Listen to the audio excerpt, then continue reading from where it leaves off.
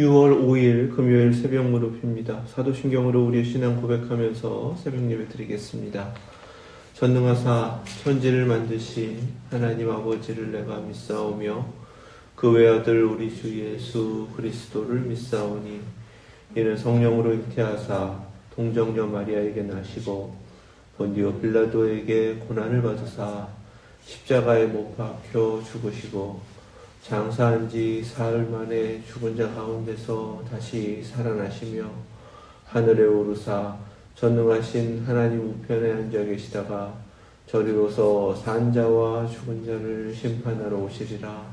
성령을 믿사오며 거룩한 공회와 성도가 서로 교통하는 것과 죄를 사하여 주시는 것과 몸이 다시 사는 것과 영원히 사는 것을 믿사옵나이다. 아멘.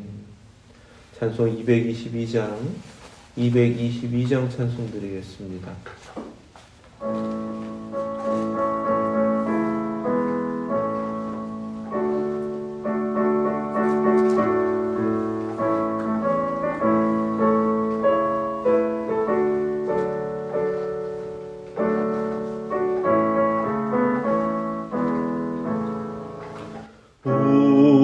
다시 만날 때까지 하나님이 함께 계셔 훈계로서 인도하며 도와주시기를 바라네.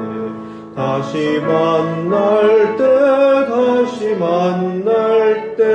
예수 앞에 만날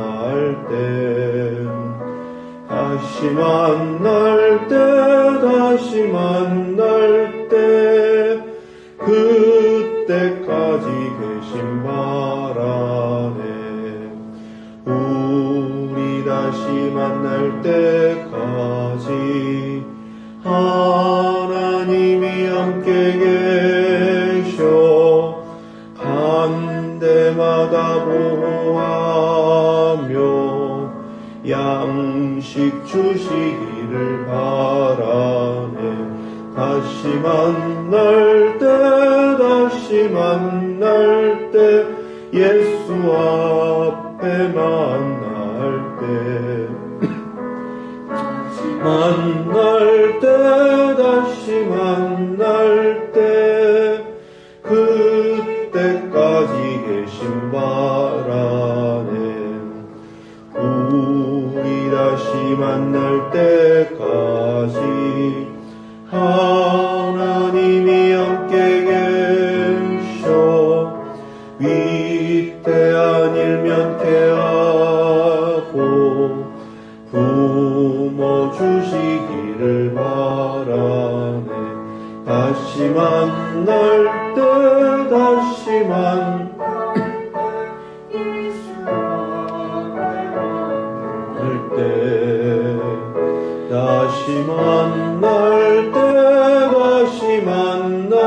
때 그때까지 계신 바라네. 우리 다시 만날 때까지 하나님이 함께 계셔 사망 권세 이기도록 지켜주시기를 바라네. 다시 만날 때 예수 앞에 만날 때 다시 만날 때 그때까지 계신 바라네. 아멘. 믿습니다. 오늘 주신 말씀은 고린도전서 16장 1절에서 12절 말씀입니다. 신약성경 285페이지 고린도전서 16장 1절에서 12절 말씀, 하나님의 말씀 믿음으로 함께 받겠습니다. 성도를 위하는 연봉에 관하여는 내가 갈라디아 교회들에게 명한 것 같이 너희도 그렇게 하라. 매주 첫날에 너희 각 사람이 수입에 따라 모아두어서 내가 갈 때에 연보를 하지 않게 하라. 내가 이를 때에 너희가 인정한 사람에게 편지를 주어 너희의 은혜를 예루살렘으로 가지고 가게 하리니 만일 나도 가는 것이 합당하면 그들이 나와 함께 가리라. 내가 마게도냐를 지날 터이니 마게도냐를 지난 후에 너희에게 가서 혹 너희와 함께 머물며 겨울을 지낼 듯도 하니 이는 너희가 나를 내가 갈 곳으로 보내어 주게 하려 함이라. 이제는 지나는 길에 너희 보기를 원하지 아니하노니 이는 만일 주께서 허락하시면 얼마 동안 너희와 함께 머물기를 바람이라. 내가 오순절까지 에베소에 머물려 함은 내게 광대하고 유효한 문이 열렸으나 대적하는 자가 많음이라. 디모데가 이르거든 너희는 조심하여 그로 두려움이 없이 너희 가운데 있게 하라. 이는 그도 나와 같이 주의 일을 힘쓰는 자임이라. 그러므로 누구든지 그를 멸시하지 말고 평안히 보내어 내게로 오게 하라. 나는 그가 형제들과 함께 오기를 기다리노라. 형제 아볼로에 대하여는 그에게 형제들과 함께 너희에게 가라고 내가 많이 권하였으되 지금은 갈 뜻이 전혀 없으나 기회가 있으면 가리라. 아멘. 하나님 말씀입니다. 그리고 주신 은사대로 열심히 주님께서 이루어 가시는 일들을 섬기며 또 순종하는 고린도 교회에게 더욱 주님의 일에 힘쓰는 자들이 되라 하시는 그 주님의 권고를 실천할 수 있도록 16장 오늘 우리가 읽은 말씀에서 이렇게 권고하시고 초대하시는 것입니다. 이렇게 조금 더 헌신하길 바란다라고 하시면서 하신 말씀이 성도를 위하는 연보입니다. 여기서 연보는 그리스어 로기아예요. 조금 특별한 헌금을 의미하는 것입니다. 마치 당연히 드려야 하는 이 헌금에 대해서 미리 준비하라라고 하시고 또 그 헌금을 통하여서 이루어야 할 사명이 있다. 그 사명에 참여하라라는 아주 강력한 요청입니다. 그것은 무엇이냐 하면 바로 예루살렘 교회 어려움을 겪고 있는 성도들을 위하여 돕고 또 사랑을 나누는 구제입니다. 이 구제하는 일에 대해서 당연히 해야 하는 의무인 것처럼 지금 고린도 교회에게 요구하시는 것이고 이미 갈라디아 교회에 명했고 또 이미 지금 마게도니아를 포함하여서 그 지역에 있는 교회들도 지금 그 일에 참여하고 있다라는 것을 간접적으로 비추고 계세요. 그만큼 교회가 담당해야 될 굉장히 중요한 사명이다라고 깨닫게 하시는 것입니다. 교회가 해야 될 사명은 성도를 위하는 것이 되어야 합니다. 그냥 구제라는 이름으로 어려움 가운데 있는 많은 이들, 특별히 경제적으로 어려움 가운데 있는 많은 이웃들이 있어서 그냥 교회가 열심히 돕고 있는 것은 중요한데요. 하지만 하나님께서 우리에게 구제하라 하시는 첫 번째, 우리에게 관심을 가지고 또 그 사랑을 나누라 하고 하시는 바로 그 대상은 성도들입니다. 예수 그리스도를 믿는 자들, 그리고 함께 믿음 안에서 만나게 하시고 또 관계하게 하신 그 가운데에 교회는 책임을 가지고 그 사명을 감당해야 한다라는 거예요. 그래서 이 사명을 마치 의무를 감당하는 것과 같은 그리스도 로기아를 사용하는 겁니다. 고린도전서 16장 이 부분에서만 연보라고 번역된 이 로기아가 나와요. 로기아라는 것은 원래 뜻은 기부하다 이런 뜻이고요. 또 의무적으로 거두어가는 세금을 의미하기도 합니다. 하나님께 드려지는 헌금인데도 불구하고 특별히 이러한 의무적으로 거두어지는 이 로기아라는 말을 사용한 이유는 그만큼 교회가 구제하는 일에 당연히 참여해야 한다. 또 의무적으로 그 사명을 감당해야 한다라는 의미가 되는 것입니다. 조금 강력한 의미이죠. 갈라디아서 2장 10절에 사도 바울이 예루살렘에 방문하여서 예루살렘 교회 지도자들을 만났던 일을 증거하고 있습니다. 좋은 관계를 나누고 그리고 마지막 헤어질 때 손을 맞잡으면서 다만 우리에게 가난한 자들을 기억하도록 부탁하였으니 이것은 나도 본래부터 힘써 행하여 왔노라. 아멘. 이렇게 서로에게 주셨던, 예루살렘 교회 지도자들도 마찬가지이고 이방인의 사도로서 복음을 전하는 사도 바울에게도 마찬가지로 공통적으로 어려운 이들을 돕는, 가난한 자들을 돕는 그 구제의 사명이 있음을 확인시켜 주셨다라는 말씀을 증거하는 것입니다. 이 교회의 사명인 거예요. 이 사명은 이미 율법에서 이스라엘 백성들에게 명하신 바로 그 사명이기도 합니다. 신명기 26장 12절 말씀이에요. 셋째 해 곧 11조를 드리는 해에 내 모든 소산에 11조 내기를 마친 후에 그것을 레위인과 객과 고아와 과부에게 주어 내 성읍 안에서 먹고 배부르게 하라. 아멘. 매 3년째에 드리는 또 다른 11조를 의미하는 것이고요. 이것은 레위인, 객, 고아, 과부, 자기가 스스로 생산할 수 없는 그러한 어려움 가운데 있는 이들을 책임지고 도와라. 이들은 다른 이들이 아닙니다. 이스라엘 백성들이죠.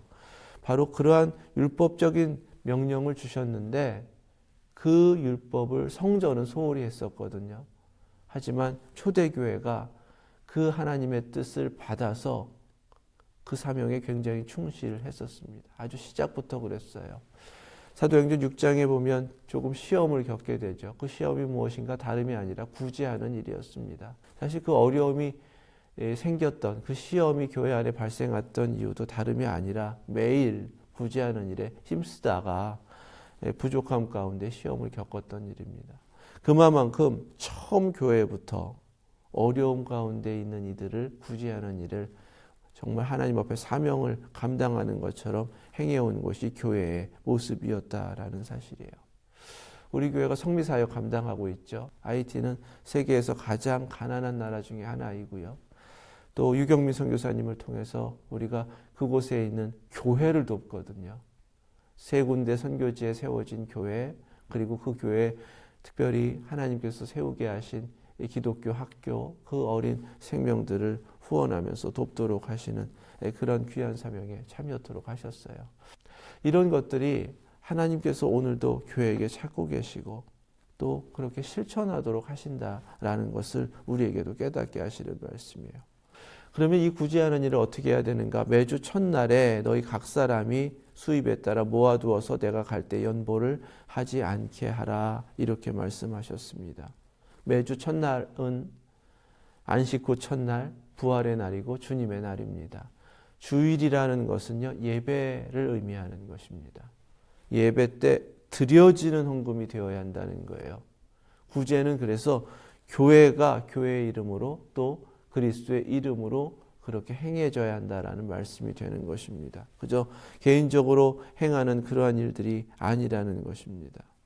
또한 이 구제의 일들은요, 정확하게 너희가 인정한 사람에게 편지를 주어 너희의 은혜를 예루살렘으로 가지고 가게 하리니, 그 사명을 감당해야 될 사람이 아주 정확하게 신실하게 그 사명을 감당할 수 있어야 한다라는 것입니다. 여기서 정확하다, 신실하다라는 표현을 제가 쓰는 이유는 이 구제의 일이 물질을 전하는 것이잖아요. 마음이 전달되어야 되고 오늘 말씀 가운데 은혜를 이라고 하셨죠. 은혜가 나누어지고 전달되어야 한다라는 사실입니다. 이러한 일을 정확하게 감당할 수 있는 신실한 사명자가 있어야 하고요. 받는 이들의 입장, 그들의 마음도 헤아릴 수 있어야 합니다. 구제한다는 것이 그냥 적선하는 것이 아닙니다. 사랑을 나누는 것이고 또 동정하는 것이고 같은 마음을 품고 그들의 입장이 되어서 그들의 필요를 채워가는 것이기 때문에 굉장히 조심스럽거든요. 하지만 그 일을 잘 감당하라. 그리고 무엇보다도 은혜를 전달할 수 있는 그 사람의 손길을 통해서 이루어지도록 하라. 누구보다 이 일에 가장 합당한 사람은 사도 바울 자신이었을 것입니다. 그래서 4절 말씀에 만일 나도 가는 것이 합당하면 그들이 나와 함께 가리라. 이렇게 말씀을 하고 있어요. 그만큼 이 구제하는 일은 당연히 해야 하지만 조심스럽고 또 중요한 사명이다라는 것을 우리에게 깨닫게 하시는 것입니다. 이를 통하여 하나님께서 그러면 무엇을 원하고 계시는가? 지금 예루살렘 교회는 처음 성령님 임하여 받은 복음을 증거하기 시작한 영적 은혜를 나눈 모태와 같은 그러한 교회입니다. 마더처치와 같은 그 교회가 성도들이 지금 경제적으로 어려움을 겪고 있는 거예요. 계속되는 기근 때문에 정말 살기도 어렵고 박해 가운데에서 너무나 신앙을 지키기 어려운 상황이었던 것입니다. 그 은혜를 받아서 이제 복음이 고린도에게까지 전파되어서 고린도 교회가 세워졌단 말이죠. 그 받은 은혜를 이제는 나누라 갚으라라는 것입니다. 영적인 은혜를 받았지만 물질적으로 조금 더 여유가 있는 고린도 교회 또는 유럽의 여러 교회들에게 어려움 가운데 있는 이들에게 사랑의 마음을 나누라, 은혜를 나누라 이렇게 말씀하시는 거죠. 이것이 원리입니다. 영적으로 은혜를 받은 자들은 영적인 은혜를 나누고 또 다른 하나님으로부터 받은 은혜가 있다면 필요를 채워가면서 함께 계속해서 오고 가는 그런 사랑이 있어야 한다. 은혜는 이렇게 계속 흘러가야 한다라는 말씀을 주시는 거예요. 이 말씀 속에서 어떤 일이 벌어지는가? 영적인 은혜를 받았고 알지 못하죠. 아주 멀리 떨어져 있는 예루살렘 교회와 이제 물질적으로 모아서 사랑을 나누고 그 은혜를 베풀고 구제하는 고린도 교회.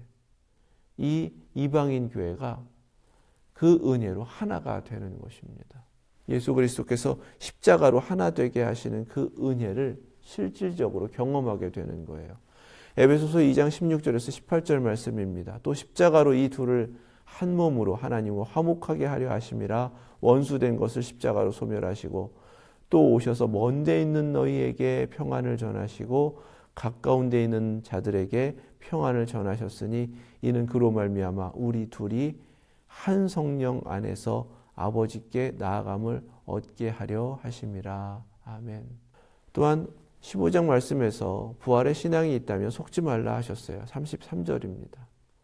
악한 동무들은 선한 행실을 더럽히나니 깨어 의를 행하고 죄를 짓지 말라. 하나님을 알지 못하는 자가 있기로 내가 너희를 부끄럽게 하기 위하여 말하노라. 아멘. 이 말씀 속에서도 부활신앙 없으니까 자기 이기적인 목적과 자기의 원하는 것을 자유라는 이름으로 행하는 여러 고린도 교회의 잘못된 신앙을 책망하시면서 속지 말라라고 경계하신 말씀입니다. 여기에서 헌신해야 될 것은 무엇인가? 선한 행실, 깨어서 의를 행하는 것이 교회의 모습이며 부활신앙을 가지고 있는 신앙인들의 모습이다라고 분명하게 말씀하시거든요. 바로 그 모습을 실천하게 되는 것입니다. 이것이 은혜를 받은 이들이 끊임없이 은혜를 베풀며 이루어가는 하나님의 거룩한 은혜의 역사입니다. 이사야 11장과 하박국 2장에서 특별히 물이 바다를 덮는 것 같이라는 표현이 등장을 합니다. 이사야 11장은 메시아를 보내셔서 하나님의 통치가 이루어지는 그 나라는 지식으로 하나님을 아는 것으로 모두가 알게 되는 세상이 된다. 그것을 물이 바다를 덮는 것처럼 은혜로 가득한 상태로 말씀하셨습니다. 하박국에서는 끝까지 하나님을 배역한 유대와 예루살렘의 심판을 선고하시면서 하나님의 심판으로 인하여 온 세상이 여호와를 인정하는 것, 바로 그것으로 가득해지는 상태가 될 것이다. 그것도 물이 바다를 덮는 것과 같이 된다라고 말씀하시는 거예요. 하나님 우리에게 원하시는 것은 모두가 심판받아서 하나님의 그 모든 두려운 일들만이 나타나는 세상이 아니라 하나님의 통치를 받고 우리가 믿는 예수 그리스도로 말미암아 이루어진 그 구원의 은총을 누리면서 그 은혜를 나누면서 물이 바다를 덮는 것과 같이 온 세상이 그리스도의 복음으로 가득하고 하나님 앞에 나와 예배드리고 또 그 믿음으로 살아가기를 원하신다라는 사실입니다. 바로 이것을 하나님이 원하고 계시는 거예요. 그것을 위하여 교회를 세우셨고 교회는 바로 그러한 은혜의 통로가 되어야 한다라는 말씀 주시는 것입니다. 이 마지막 때에 우리에게 허락된 영적 은혜도 있고요. 우리에게 허락된 하나님의 하늘로부터 채워주신 많은 복들이 있습니다. 그것을 하나님께서 원하시는 대로 특별히 성도를 위하는 헌신과 사랑의 나눔으로 계속해서 실천하여 하나님께서 우리에게 허락하시는 놀라우신 은혜가 우리 주변으로부터 물이 바다를 덮는 것처럼 계속해서 채워져 나가는 놀라운 역사를 이루는 우리 웨스트엔드 예수제자교회 되실 수 있기를 주님의 이름으로 축원합니다. 이 일을 이루는 신실한 사명자 누구보다도 사도 바울 자신인데, 사도 바울 자신은 지금 앞서서도 고린도 교회의 그 어려운 문제, 그리고 믿음으로부터 많이 멀어져 있는 잘못된 것들을 통해서 빨리 달려가기를 원했습니다. 하지만 그렇게 할 수가 없어요. 마게도냐를 지나면서 너희와 함께 머물기를 원한다, 이런 계획까지 가지고 있지만 그냥 잠깐 방문하는 것은 원하지 않는다라는 마음도 드러내고 있습니다. 그런데도 그것이 영적으로 허락되지가 않아요. 그 이유가 무엇이냐면 8절 9절 말씀이에요. 내가 오순절까지 에베소에 머물려 함은 내게 광대하고 유효한 문이 열렸으나 대적하는 자가 많음이라. 아멘. 지금 연보를 미리 준비해 두고 있어라 라고 하시는 것은 예루살렘 교회에 겪고 있는, 성도들이 겪고 있는 어려움이 그만큼 긴박하고 어렵다는 것입니다. 구제는 지금 당장 이루어져야 할 만큼 그렇게 예루살렘에게 강력한 필요예요. 누군가가 빨리 사랑을 전달해야 하는 상황인데 사도 바울 자신이 그 일을 감당했으면 좋겠지만 감당할 수가 없는 상황입니다. 그 상황은 다른 것이 아니에요. 에베소에 계시는데, 에베소에서 지금 복음을 전하는 사명을 감당하는데 광대하고 유효한 문이 열렸다라는 것은 복음이 계속해서 전파되고 복음의 지경이 계속 넓혀지고 있다는 것입니다. 수많은 이들이 복음을 믿으려고 주님께로 나오고 있고 그런 놀라운 성령님의 역사가 활발하게 이루어지고 있다는 거예요. 그런데 복음을 전하는 그 사명이 이루어지는 그 자리에 영적으로 대적하는 자가 많음이라, 영적 전쟁이 굉장히 치열하게 이루어지고 있다는 사실입니다. 그러니까 그 전쟁을 감당하면서 복음을 전해야 할 이 사명의 자리를 떠나기가 어렵다라는 것입니다. 한 가지 중요한 거 우리에게 가르치시는 거죠. 구제하는 일이 중요하지만 복음을 전하는 일에 앞설 수는 없다는 것입니다. 그러니까 모든 일은 성도를 위하라라고 하시는 그 말씀의 원리가 적용이 돼야 하는 거죠. 설령 믿지 않은 이들에게 사랑을 전한다 할지라도 반드시 그리스도의 이름으로 행해지고 복음이 전달되어야 한다라는 것입니다. 이 지역에 믿지 않은 많은 이방 족속들이 있어요. 특별히 무슬림들도 적지 않은 수가 있습니다. 그들에게도 구제를 통하여서 그리스도의 이름이 증거되고 복음이 전달될 수 있도록 하라라고 하시는 것입니다. 선교지를 향해서도 반드시 그리스도의 이름으로 행해지고 복음이 전달될 수 있도록 해야 한다. 구제가 복음 전도보다 앞서지 않는다라는 거 우리 깨닫고 늘 항상 이 원칙을 가지고 주님의 일을 감당하실 수 있기를 축원합니다. 또 한 가지는 10절부터 12절 말씀에 사명을 감당하는 그 사람을 이제 사도 바울이 누군가를 대신해서 보내야 되는데 디모데였습니다. 하지만 고린도 교회가 원하며 기다리고 있는 사람은 아볼로였습니다. 하나님께서 아볼로를 원하고 또 사도 바울도 기다리고 있는 고린도 교회에 두 사람을 보내지 않으시고 디모데를 보내시겠다라는 것입니다. 교회가 때때로 원하는 사명자가 있고 또 누군가를 통해서 주님의 일을 하기를 원한다 할지라도 하나님의 계획은 다를 수가 있다라는 것입니다. 더더군다나 솔직한 한 가지 말씀을 전하죠. 12절 말씀에 형제 아볼로에 대하여는 너 그에게 형제들과 함께 너희에게 가라고 내가 많이 권하였을 때 지금은 갈 뜻이 전혀 없으나 기회가 있으면 가리라. 아멘. 아볼로와 사도 바울은 전혀 자신들의 의도와 의지와는 상관없이 고린도 교회에 분열하는 데 있어서 이름이 거론됐던 사람들입니다. 사도 바울도 굉장히 그것으로 인하여 마음의 고통을 겪었는데 아볼로는 큰 상처를 받았고 그로 인하여서 지금 이것이 하나님께서 이루어 가시는 일들에 있어서 자신이 나설 때가 아니다라는 것을 나름 기도하면서 깨닫고 있었습니다. 그때 디모데를 보내세요. 디모데를 보내실 때에 디모데의 자격 요건을 10절에 이렇게 증거하십니다. 이는 그도 나와 같이 주의 일을 힘쓰는 자임이라. 아멘. 주의 일에 힘쓰는 것은 부활 신앙을 가진 자들에게 마지막으로 권하신 주님께서 찾으시는 성도의 모습입니다. 그 사명을 지금 디모데가 그 모습으로 감당하고 있다라는 것입니다. 디모데에게 부활 신앙 배우고 그 부활 신앙으로 주님의 일에 힘쓰는 그 믿음의 본을 배우라고 하나님께서 이미 예비하셨고 지금 이 상황 가운데에서 그를 이 귀한 사명을 위하여 보내고 계신다라는 거예요.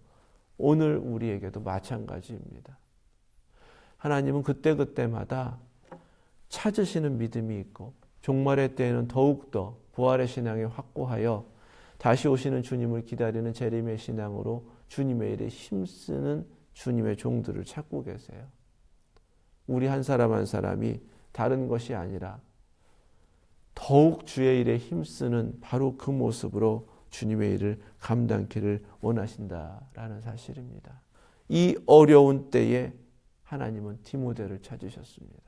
이 어려운 교회를 향하여 그 수많은 영적 문제를 안고 있는 그들을 이렇게 보내시는 디모데와 같은 사명자 우리 모두 되셔서 주님께서 필요로 하실 때 찾으시고 또 그렇게 하나님의 뜻을 온전히 이루어갈 수 있는 주님의 일에 힘쓰는 이 마지막 때의 일꾼 되시는 저와 여러분들 되실 수 있기를 주님의 이름으로 축원합니다. 기도하겠습니다.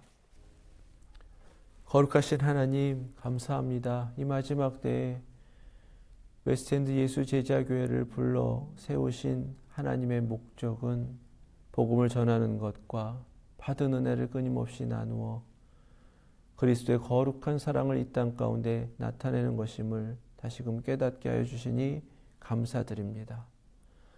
하늘로부터 허락된 그 은혜를 넘치게 받았고 저에게 허락된 은혜가 머무는 것이 아니라 끊임없이 흘려보내 저희 가까운 이 지역으로부터 더욱더 열방까지 은혜가 물이 바다를 덮는 것과 같이 가득 채워지는 거룩한 역사를 이루어가는 웨스트엔드 예수제자교회 되게 하여 주시옵소서.